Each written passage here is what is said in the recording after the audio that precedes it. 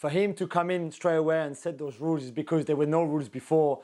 And I can tell you, especially the 48 hours curfew before a game, I think that was needed.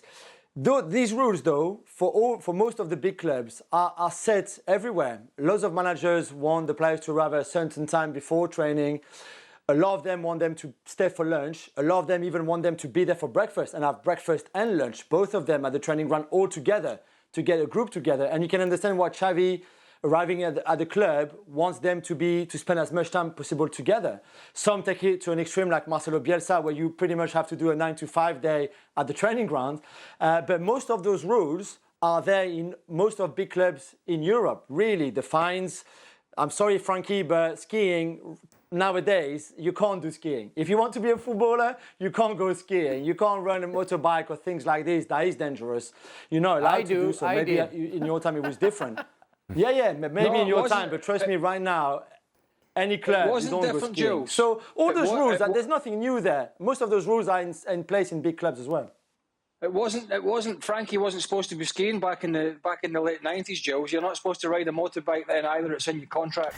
All these things that are dangerous because obviously the club, particularly nowadays with the millions spent and billions of dollars in investment, you can't have a player, breaking a leg or having a career-threatening injury on a ski slope or on a motorbike or jumping out a plane parachuting with your mates, which some people go and do as an activity, and it's pretty much a safe activity, but for an insurance purpose and an asset purpose, you just can't do it. But listen, I know it's International Week when this is all of a sudden a big story here, but there are rules and regulations at every club, and I'm sorry to stamp on the story here, but this is just normal for somebody to come in and say, we're going to be doing this, we're going to be doing this, we're going to be doing this. Here's the rule as well from the player's point of view. Xavi has to be able to manage. That's the rule from the player's point of view.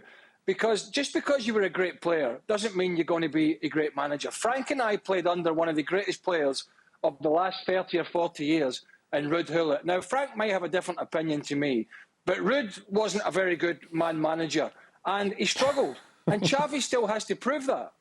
Xavi he can come out with all this rhetoric, he can come out with all these rules, he can come out with all these trophies that he won and medals as a player. It means nothing.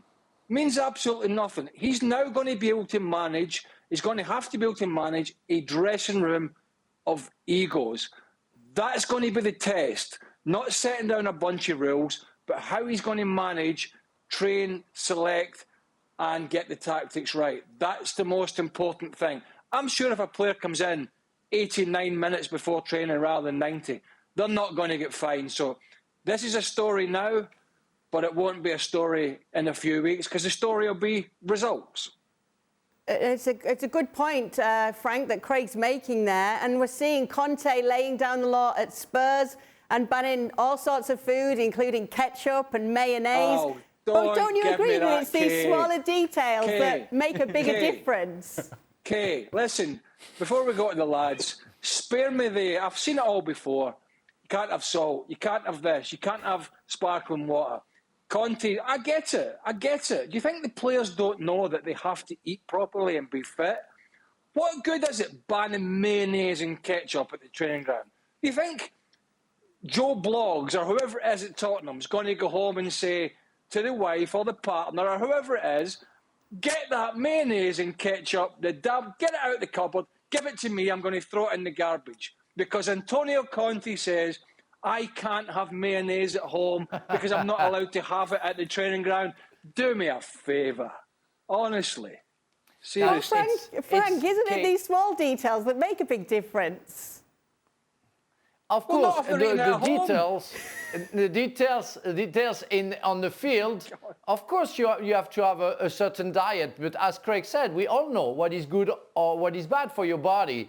I used to smoke. I knew for like 30 years that it was bad to smoke. I didn't need a babysitter to tell me. I think those coaches, they come on, and they're showing off in a way, saying, oh, I'm going to change the mentality of the player. I'm going to put the 10 new rules, and I'm going to forbid the mayonnaise and We don't need you to do that, you know. We know what is good and what is bad. We're only human beings, and we're going to go do whatever we want when we're at home. Yes, I was skiing. Yes, I was motorbiking. Yes, I was smoking, and I became champion of the world. I know Romario was going out in Barcelona every night before the game, and he said to Johan Cruyff, let me go out, otherwise I'm not going to score. And he said, okay, if tomorrow you score 2 goals, you can go out anytime. The day after he scored 2 goals, bye-bye, he was going out every time. I know that Jawara in Marseille, he was partying every night. He signed for Bordeaux, and he said, well, okay, I'm going to be serious. It was awful. The coach said, why did you change from Bordeaux to Marseille?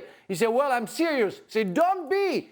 Party, I want you to be good. I don't care what you do in your own life. That's what it is. So you can't make, of course, it can be an exception to the rules, and you have to be, I would say, serious in any matter. But please don't treat the players like kids. Don't show off to the press saying, I'm going to change the thing. I don't believe in that. And just to say to Jules, we had rules there. It was the same. We had to be on time, and we had the fine, and Denis was taking care of that. For what? To have a nice dinner and to be completely wasted at the end of the night, you know. But it was just for the good part of it. I'm against that, because it's showing to the world that football players are special and you have to treat them like kids. No, they're grown-ups. They're married. They have kids. They have to do what they have to do. It would be a natural selection if they're not good enough on the field. Well, thank you very much for watching ESPN on YouTube. For more sports highlights and analysis, be sure to download the ESPN app. And for live streaming, premium content, and let's not forget as well, ESPN FC 7 days a week. Subscribe to ESPN+.